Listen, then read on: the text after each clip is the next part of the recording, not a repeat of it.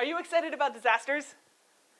Yes, because we all slow down to watch car accidents, and we all want to watch other people's disasters because it gives us both the warm feeling that it's not our disaster and the hope that we can avoid our own personal disasters.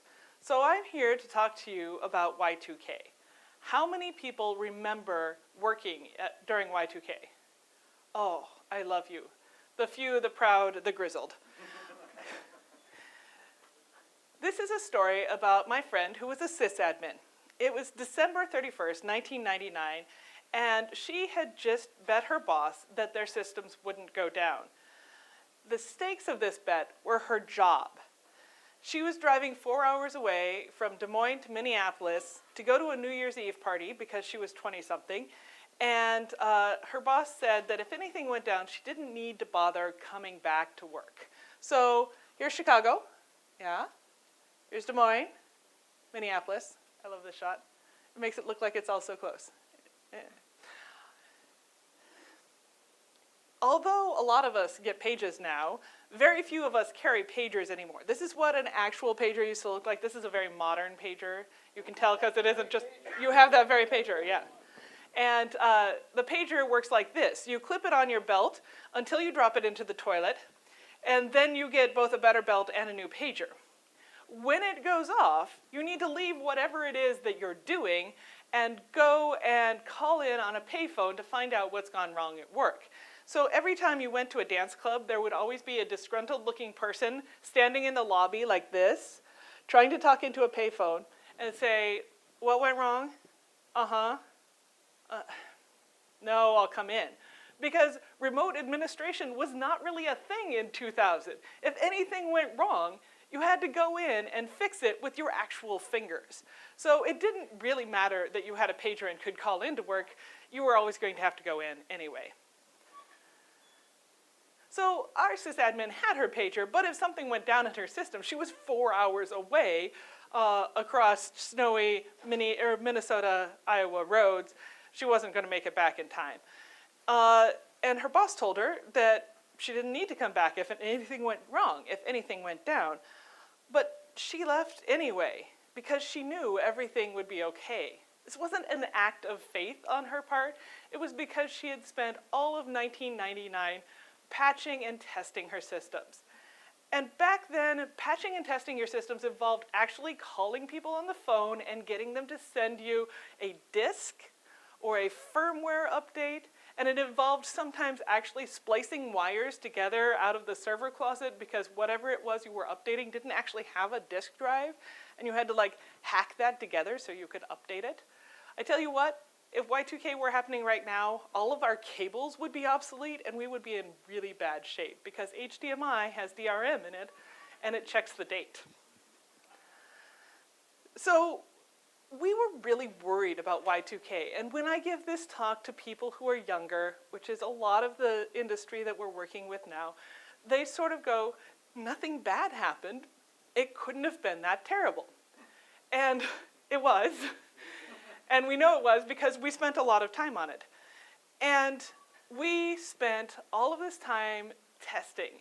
Things did go down because of Y2K, but they went down in July because that's when the utility was testing it. And because they were doing staggered testing, we didn't have the cascade failures that we were worried about.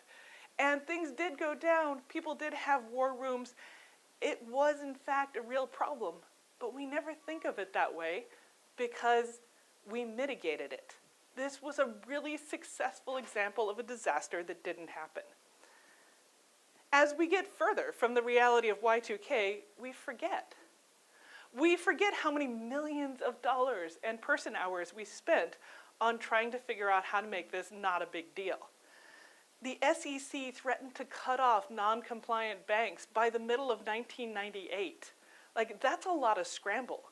People who knew COBOL were working their fingers to the bone to make sure that we were not going to lose systems. And this massive distributed effort was almost invisible to the general public because they were worrying about things like their ATMs. We were worrying about things like air traffic control systems. Thousands of programmers were hired to remediate systems that couldn't be upgraded. We didn't have the idea of push upgrades. There was no way to send out a package that like automatically security updated anything. That wasn't how it worked. We were proud of how long we could have our servers up without rebooting them. Like years, right? You're like, yeah, my server's been up for 3 years. Rebooting was a sign of failure. And it turns out that if you leave a server up for long enough, rebooting it is also just like a way to kill it. Not every time, but once in a while. And so there was a series of failures, but it wasn't publicly visible.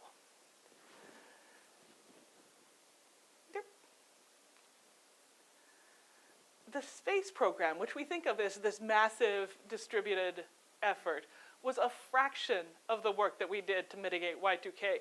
Because it was big and shiny, because it had this amazing outcome that we could all point to and say, we put a person on the moon, we think of it as a big effort, but it was so much smaller than the Y2K remediation effort. The thing is, nobody remembers when we avert a crisis. It's easy for people who didn't live through it to say now that Y2K was overblown.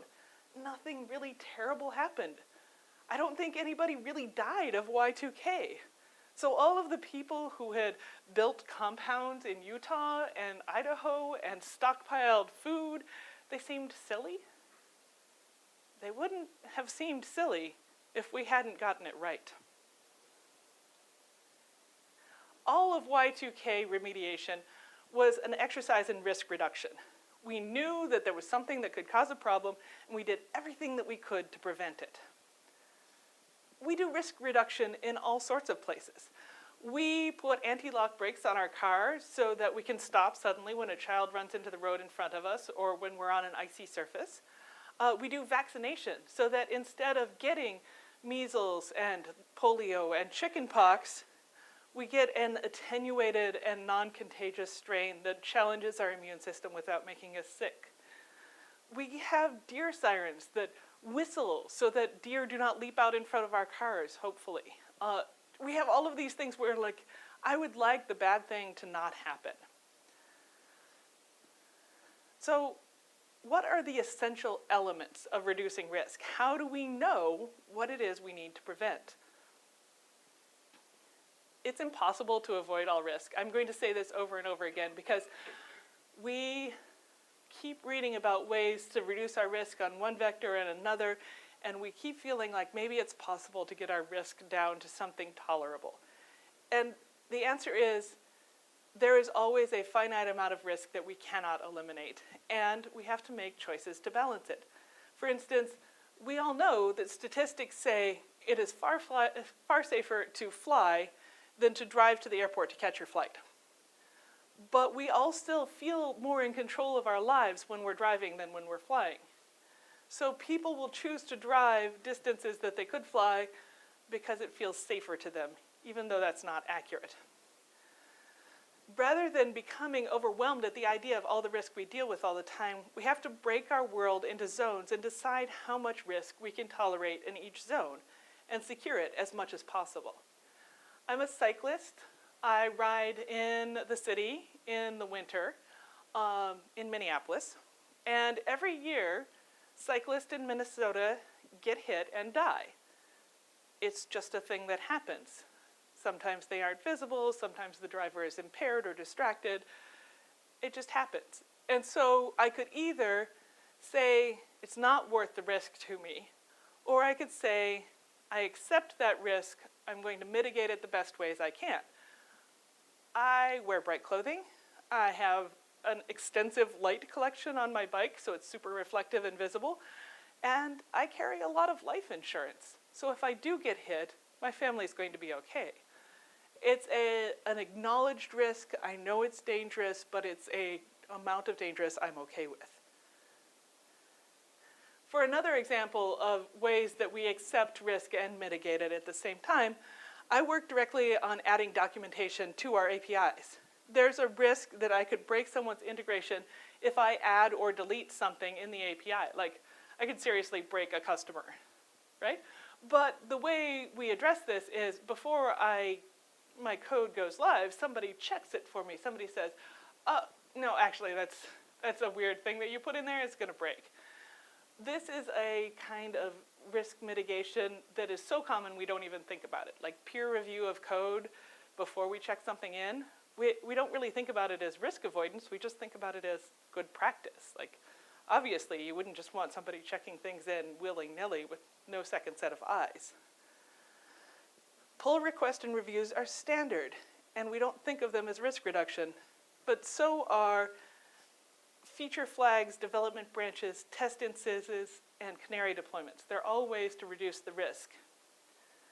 Another way to think about reducing risk is to predict the states that something can end up in. I am the English major, most likely to draw a little heart emoji next to a finite state machine because I think they are fascinating. I think they are amazing. What you're doing with a finite state machine is you're saying, this is the state of things as they are. Here are all the possible states it could end up in, and here are the transitions, how I got there. And once you can draw that out about a system, you can really understand where your likely breakage points are. I think that it's really difficult for us to think about using finite state machines as a tool in our daily lives because we're working with systems of such enormous complexity. But I think we can also maybe do a little bit about that to make it less complicated.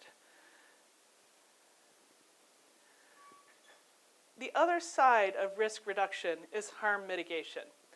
I teach junior high students sex ed. Harm mitigation says, I would rather you didn't engage in these activities because you're in junior high. But I acknowledge that because you are a teenager, some of you are going to anyway, so please don't be stupid. Here are some tools for not being stupid. The failure is going to happen, but I want it to be non-catastrophic. No matter how much we try to avoid risk, the truth is that bad things do happen. That's why we wear seatbelts and have life vests, and why we install smoke detectors and sprinkler systems and doors that swing outward. Ideally, we don't have house fires, but if we have house fires, we'd like to survive them. The most concrete real-world example of harm mitigation that I'm looking at right now is building codes. Building codes save lives, unequivocally. In 1985, an 8.0 earthquake destroyed Mexico City and killed at least 10,000 people. It was catastrophic.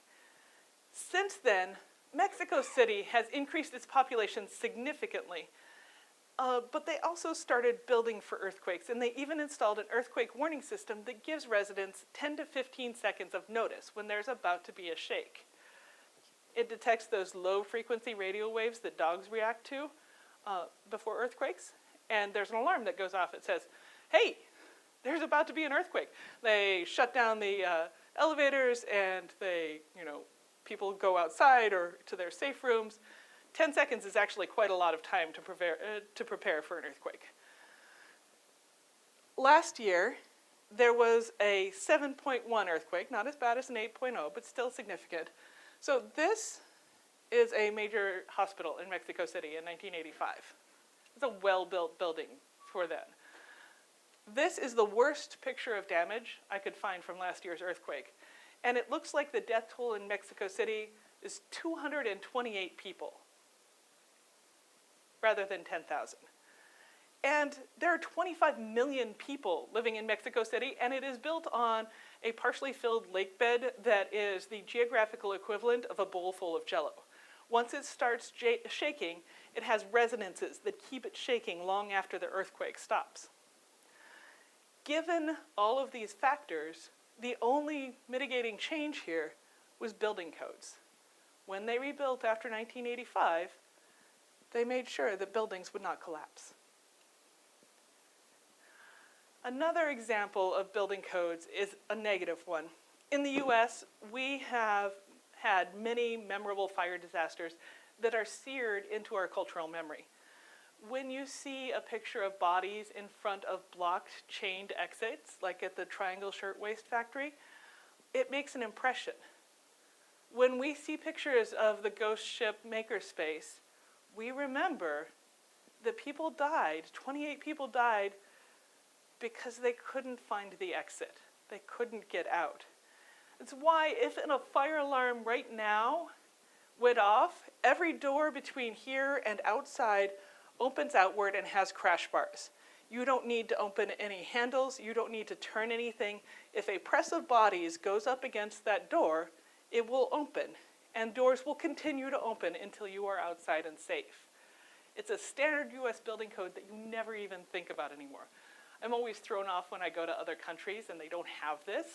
And I'm like, what do you mean the door opens inward while I'm trying to go into the conference center? It's very confusing for me. The UK hasn't had the same kind of trauma about this. This is Grenfell Tower. It's a 24-story residential building, and it had a cladding put on it recently that obviated the existing fireproofness of the concrete block building and created a chimney that wicked flames up the entire side of the building and popped them into windows. And as a bonus, the cladding outgassed cyanide. We do not know and may never know how many people died in this fire because there were no sprinklers and there was only one egress stair in the center of the building, and it was blocked. It had old refrigerators and mop buckets and crap in it in a way that would make our little American souls just die. Like, you don't think about it, but you notice when an egress stair is blocked, and you kind of move things out of the way. So that's kind of a problem. Like, people died because of building codes, and you can tell that it was not just this cladding that was the problem, because this is the unfortunately named Torch Tower in Dubai. It had the same kind of cladding, and it had 79 stories, and there were no deaths or injuries. Nobody died. 79 stories. Everybody got out because there were clear fire exits at every corner. Everybody had a way to get out. That is such a clear evidence to me that thinking about the fact that high-rises catch on fire is a way to prevent people from dying, because we could do something about it. Chicago actually has some pretty draconian high-rise sprinkler system rules. And building owners kind of complain about it because it's expensive to put in sprinklers, and if they go off accidentally, there's a lot of property damage. But you know what? High-rise buildings with sprinklers have a 2% risk of fire spreading from floor to floor. It's just not going to happen. The sprinkler may go off, your stuff may get ruined, but you're not going to end up an uncountable casualty. So how do we mitigate harm? How do we make it so that things aren't that bad? The first step has to be acknowledging that we can never eliminate all risk.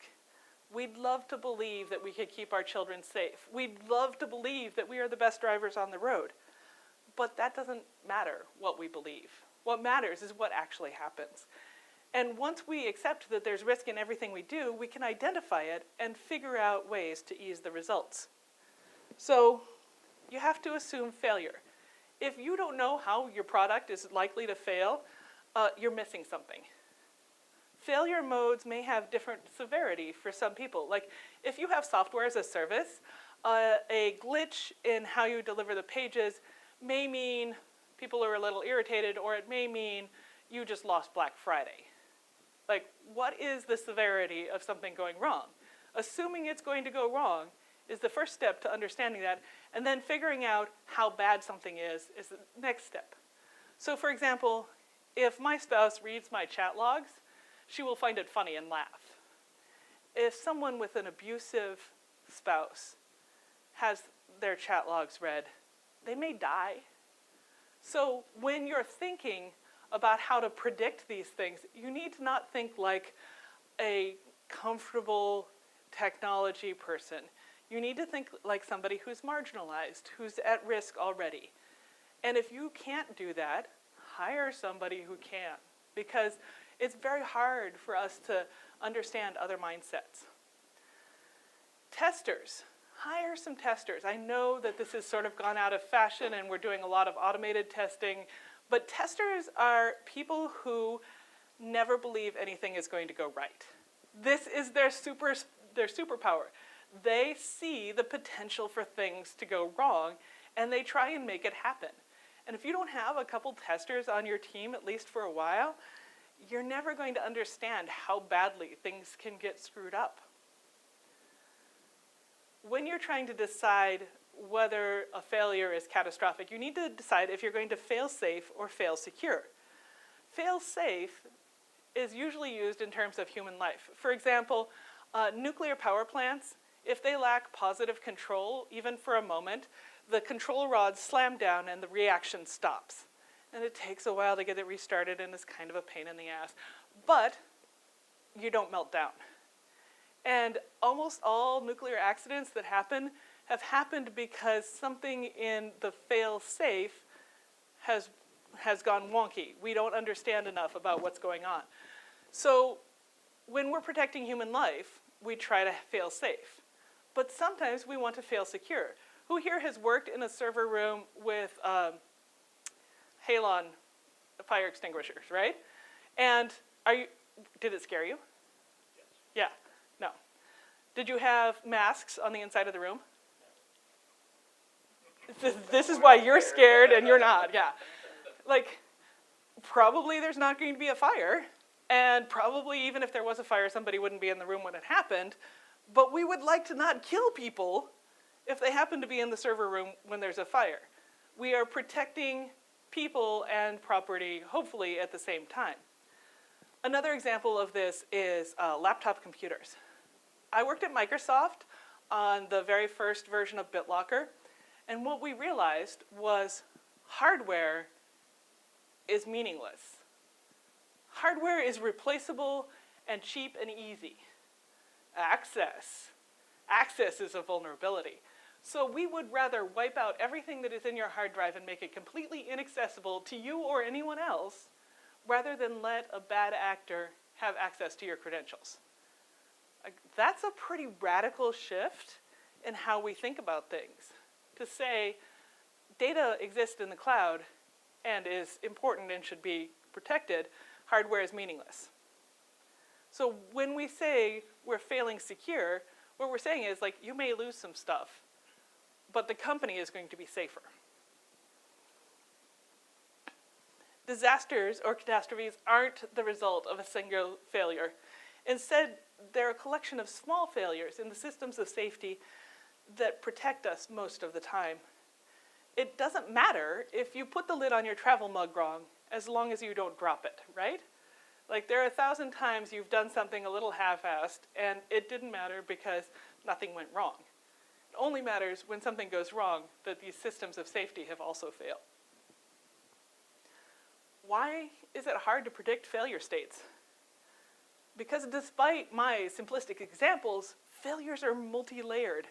Even though we think we've designed for redundancy and failure, our systems are so complex that we have a terrible time understanding how all the interactions work.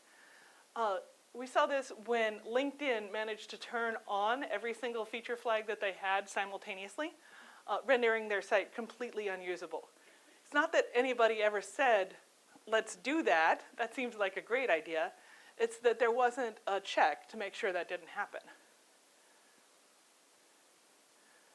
When you're building a system, we would like to think about testing it all the time, because that's how we prevent both failure and lack of function. And when you think about a system that's full of microservices, I sort of think of it like Tinker Toys. You can test all of the round things, they don't fail, that's the microservices. You can test all of the sticks, they don't fail, those are the communication channels. The failure only happens when you combine these together into some kind of unit. It only happens when you put the system under pressure. So we can't ever say, I fully tested something just because of unit tests. Only integrate, like, you need to do the unit test. You have to tell that the hubs and spokes are going to fit together. But integration testing is the only way to tell that you're actually testing something properly. Now that we have microservices, we have to pay attention to these internal channels and crosstalk in a way we haven't had to track external channels. Multiplying combinations of microservices and channels grow quickly. This is the orbit of Mars and Venus over the course of a year. That's 2 points orbiting a single fixed point, which is, by the way, not fixed. And that's just like, those are just the combinations for that. Now think about how much more complex it is when you're talking about dozens and dozens of microservices. It's a huge array of observations that we can only hope are predictable, but probably aren't. So what can you do about it? The easiest path for this in software is the kill switch. We used to do this process by redeploying a known good build, but that's really painfully slow when you're in the middle of an emergency. And so I want to say to all of you, consider how it is you can turn off a badly behaving microservice in a real hurry. If you have a transition state in your finite state machine of kill the process, that stops it from spiraling out of control. It's the SAS equivalent of a cat falling off a bed and then walking away with enormous dignity. Like, oh, that went wrong. Turned it off. Everything's fine now. Good to go. Yep. So I keep talking about disasters, and I think I'm going to back up and explain what a disaster is. Every disaster that you can think of, from natural disasters like hurricanes to engineering disasters, has several contributory factors. High winds and storm surge are fine until they knock out power or take off roofs and let the rain in, and then people are exposed. And exposed people may survive, but they still need food and water and medical care, and if you've lost the roads, it's hard to get that to them. I have a whole nother talk called Waffle House Resiliency about how it is that we can plan for natural disasters and have things in place for when things go wrong. But let's take a look at how failures chain together into a disaster. This is the 35W bridge in Minneapolis, except it's not. This bridge, one beautiful spring day, fell into the river.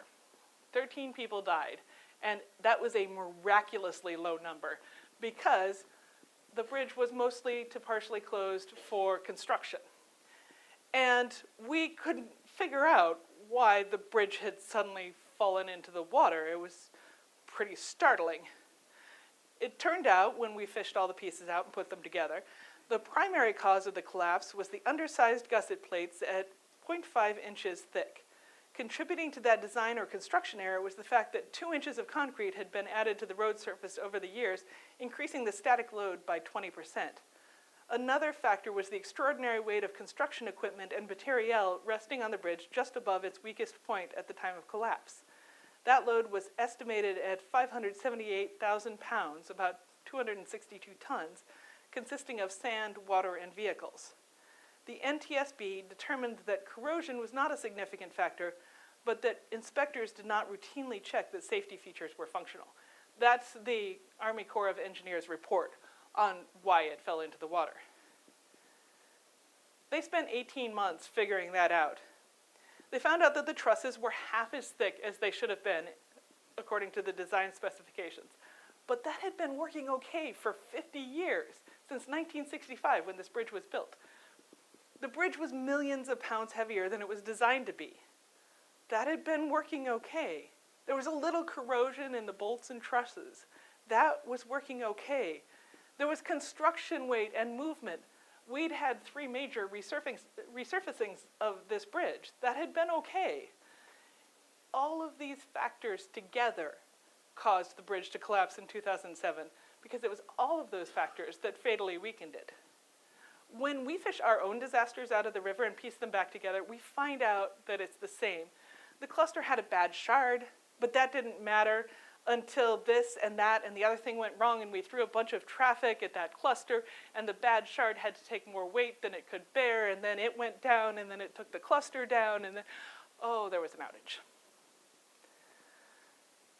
We have to give Netflix credit for popularizing and toolifying an interesting way to head off disaster. Their chaos monkey concept tests services by taking them out randomly. And the idea is you set it off, and then if you notice a degradation of service, you don't have enough resiliency to have that kind of level of disaster.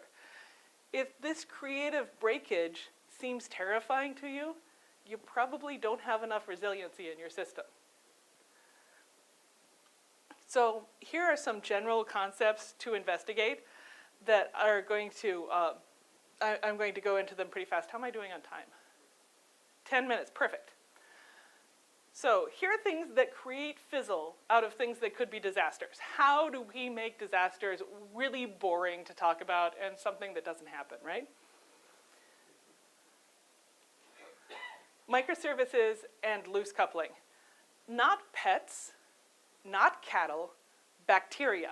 I want these things to auto-generate themselves. I want them to spin up themselves because we need to think of systems as separate from their components, and we need to think of the components as disposable. So when you think about you, you don't think about the fact that you're constantly shedding skin cells.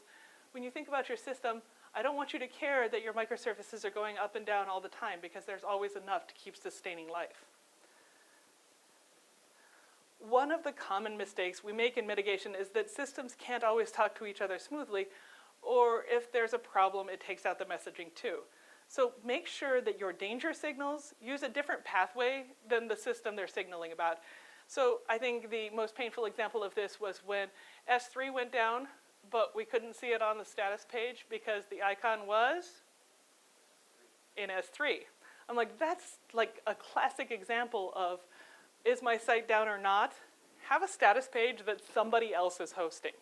Because otherwise, when your status page is out and your everything is out, nobody can tell what's going on, and they just keep calling support to say, hey, did you know you're down?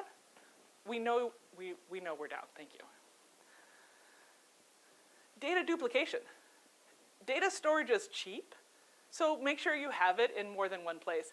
And I always pick on Delta at this point. I'm a happy Delta customer, but I'm mad at them about this one thing. When they acquired Northwest Airlines, they shut down the perfectly functional Northwest Airlines data center in Minneapolis, which was fine until their data center in Atlanta caught fire. Because who expects their data center to catch fire? Well, nobody, but it did. And then they had like 3 days of nightmarish outages and extremely expensive remediation because airplanes don't work without computers anymore. So if they had kept a duplicate data center up, it might have cost them money, and they might never have had a disaster, and they would have failed over during the fire, and we would still be having arguments at their upper levels about whether or not something was worth keeping 2 data centers for. So if you're having that argument, think about what happens if one of them catches fire. Canary launches. I want you to be able to test your feature in production because no matter how good you are at scripting, you're just not going to be able to send through the weirdness and intense traffic of a Black Friday to your test server. It is expensive and hard and almost unbelievably difficult to match your production environment in test. Who here has an all-up test environment that's exactly like production? Right. You do? Good for you. You have a lot of money.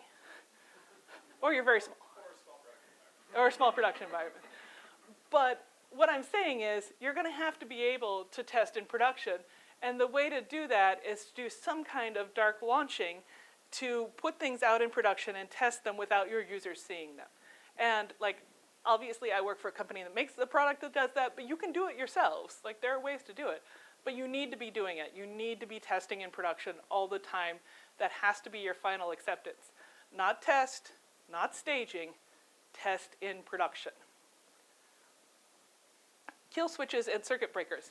Humans are the slow meat part of any system, and if there is something going wrong, I don't want to have to wait for a human to react to it.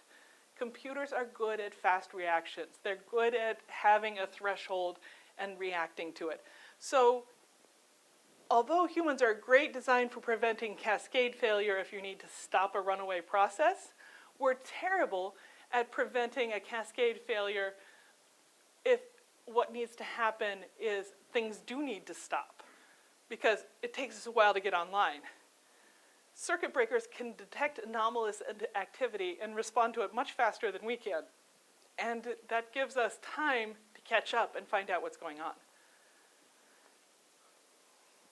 If you have a run book for how to get a system back up, you've automated it, right?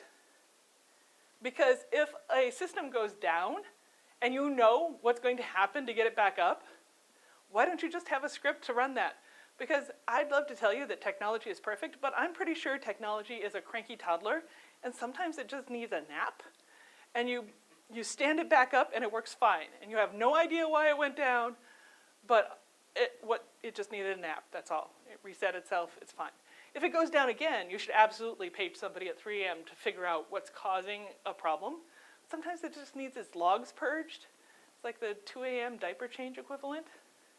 And so automate, at least once, standing your system back up before you start to get people involved. Because again, we're the slow meat-based portion of any system. You can't test modern software fully in a test environment. I already said this part. Do your unit and integration test, yes. But test for load and stress and outage. Before we had cloud computing, I had a fantasy where I was going to have a semi full of computers that would just travel around to different crafting shows and do their 1 day of registration. Because they only needed this burst of computing 2 or 3 days a year. But they really, really needed it. It was like being slash-dotted by grandmothers. It's this small site that didn't have that much requirement during the year, but then like 4,000 people wanted to register for 18 classes each, and they all had fixed seat limits, and they would just hammer this site over and over again. And the site would then go down, and then people didn't know if their registrations had worked, and it was all this nightmarish thing. And of course, nobody would take seriously people who are like, no, you don't understand. These grandmothers are super intense about their knitting, and they will be very angry if we go down. So this concept of surge protection is something that you need to build into your testing. Don't test for the good day, test for the catastrophically busy day. Because if you don't test under load, you will fail under load. So if this talk was too long and you read Twitter instead, here's the quick takeaway. Expect things to fail. Make your systems less rigid and more flexible. Plan and practice for disasters because they're going to happen. Degrade gracefully. Make sure that when your systems don't go down, it's not an all or nothing thing. Give people a chance to have like a partial part of the web page. Like keep your catalog page up, but take away the shiny, flashy interface, okay? That's fine. Degrade your systems before you turn them off. You can only do that if you understand what parts are disposable and you plan to jettison them automatically when you start to have load problems. So I have been sent here by the grace of my employer, LaunchDarkly. We do feature flags as a service. We have a booth upstairs if you would like to, or downstairs, if you'd like to go talk to us. And if you would like a free t-shirt, you can take a picture of this URL and go visit it, and we will send you one. Thank you for your time.